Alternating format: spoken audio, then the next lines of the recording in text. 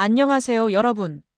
우리가 늘 당연하게 믿어왔던 상식들, 그중 몇 가지는 사실과 다를 수도 있다는 거 알고 계셨나요? 오늘은 많은 분들이 헷갈려하는 이야기들을 조금 더 부드럽고 정확하게 풀어보려고 합니다. 함께 하나씩 알아볼까요? 1. 관절은 소모품이라 운동하면 더 안 좋다? 우리는 흔히 이렇게 말하죠. 관절은 소모품이니까 많이 쓰면 빨리 닳는다. 그래서 무릎이 조금만 아파도 움직이지 말아야 한다고 생각하곤 합니다. 그런데 최신 의학에서는 이 생각이 절반만 맞고 절반은 틀린 이야기라고 말합니다. 관절을 감싸고 있는 연골은 혈관이 거의 없어 스스로 재생은 느린 편이지만 운동을 할 때 관절액 윤활액이 더 활발하게 움직이면서 영양분이 연골 깊숙이 스며들고 노폐물도 빠져나갑니다. 즉, 연골은 움직임을 통해 영향을 받는 구조예요. 또 하나 중요한 사실은 관절 자체보다 관절을 지지하는 근육과 힘줄이 훨씬 더 관절의 수명을 좌우한다는 점입니다.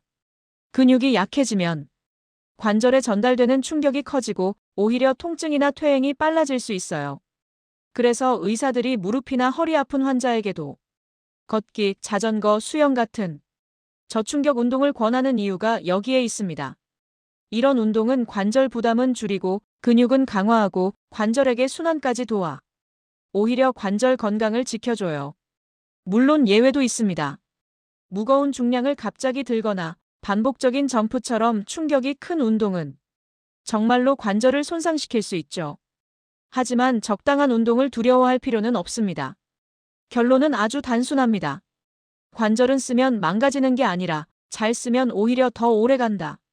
무리만 피하고 부드러운 움직임을 꾸준히 이어가는 것이 관절을 위한 가장 좋은 방법입니다. 이 흑인은 신체적으로 수영에 불리하다. 흔히 흑인들은 수영을 못한다는 말을 들을 때가 있죠. 왠지 신체적인 이유 때문일 것처럼 이야기되곤 합니다. 하지만 이 말은 사실 꽤 큰 오해에서 시작된 이야기입니다. 우선 과학적으로 흑인이 수영을 못하도록 만드는 신체 구조는 없습니다.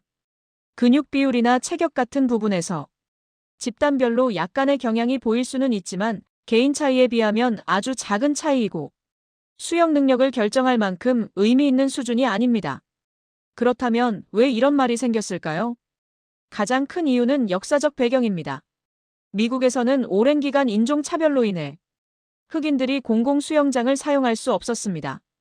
수영 교육을 받을 기회 자체가 박탈됐고 이 경험 부족이 세대를 거쳐 그대로 전해졌습니다. 즉, 못하는 게 아니라 배울 기회가 적었다는 거죠. 또 하나는 문화적 요인입니다. 어릴 때부터 수영을 자연스럽게 배우는 환경에 있지 않으면 누구든 수영 실력은 떨어질 수밖에 없습니다. 이건 인종과는 전혀 관련이 없어요. 실제로 최근에는 흑인 수영 선수들이 국제대회에서 좋은 성적을 내고 있습니다. 기회와 교육만 갖춰지면 누구나 충분히 수영을 잘할 수 있다는 사실이 증명되고 있는 겁니다. 결론은 이렇습니다. 흑인은 수영에 신체적으로 불리하다는 말은 과학적인 사실이 아니라 과거의 차별과 교육 기회의 부족에서 생긴 오해입니다. 능력은 인종이 아니라 환경과 연습이 결정합니다. 3. 술배가 나온다고들 하는데 정말 술 먹으면 살이 찔까? 우리가 흔히 말하는 술배. 정말 술 때문에 배가 나오는 걸까요? 사실 술은 생각보다 칼로리가 꽤 높아요. 알코올은 1g에 7칼로리, 지방 다음으로 높은 열량을 가지고 있죠.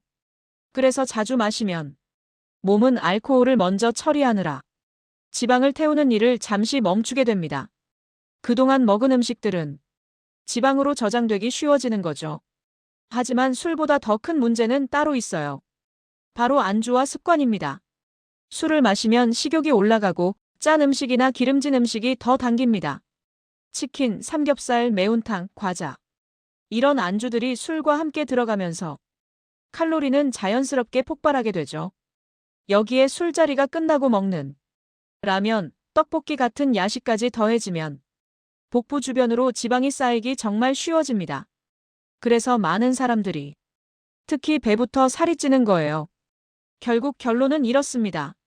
술은 살을 찌울 수 있어요. 하지만 술 그 자체보다 술이 불러오는 식습관의 변화가 술배의 진짜 원인이라는 점이 더 큽니다. 적당히 즐기고 안주는 가볍게 이 습관만 바꿔도 술배는 충분히 피할 수 있습니다. 4. 아침 사과는 금, 밤 사과는 독 정말일까? 아침 사과는 금이고 밤에 먹는 사과는 독이라는 말. 한 번쯤 들어본 적 있으시죠?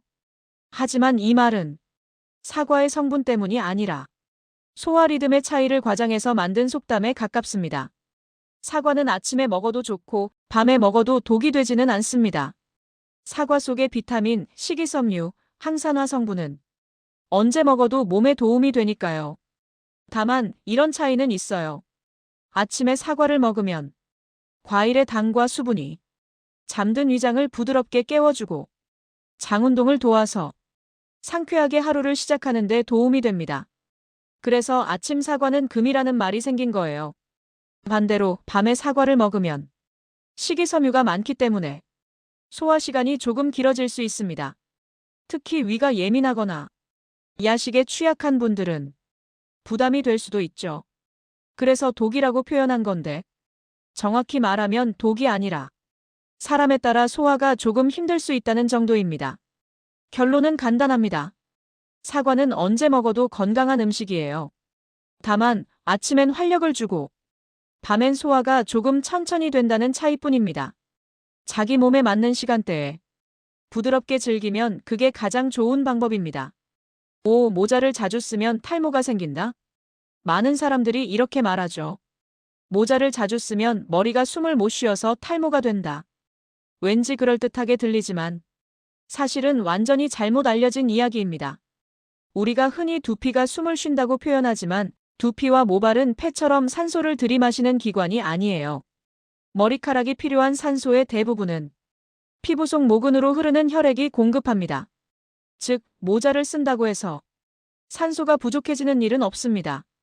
그럼 모자는 완전히 안전할까요? 대부분의 경우 네, 안전합니다. 다만 한 가지, 모자가 너무 꽉 조여져 있으면 문제가 될 수 있어요. 혈류가 약해지면 모근이 받는 영양 공급이 잠시 불편해질 수 있거든요. 하지만 이건 모자를 꽉 쓴 경우에만 해당되고 일상에서 우리가 쓰는 정도의 모자는 탈모와 큰 관련이 없습니다. 실제로 피부과 전문의들도 말합니다. 모자는 탈모의 원인이 아니다. 오히려 햇빛이나 자외선으로부터 두피를 보호하는 역할을 한다. 특히 강한 햇빛에 민감한 사람이라면 모자는 오히려 도움이 되기도 하죠. 결론은 아주 단순합니다. 모자를 자주 쓴다고 해서 탈모가 생기는 건 아니다. 너무 꽉 조이지 않고 깨끗한 모자를 사용하는 것만 지켜준다면 모자는 걱정할 필요가 없습니다. 오늘도 끝까지 함께 해주셔서 감사합니다. 우리가 당연하다고 믿었던 것들, 가끔은 이렇게 다시 바라보면 전혀 다른 진실이 보이기도 하죠.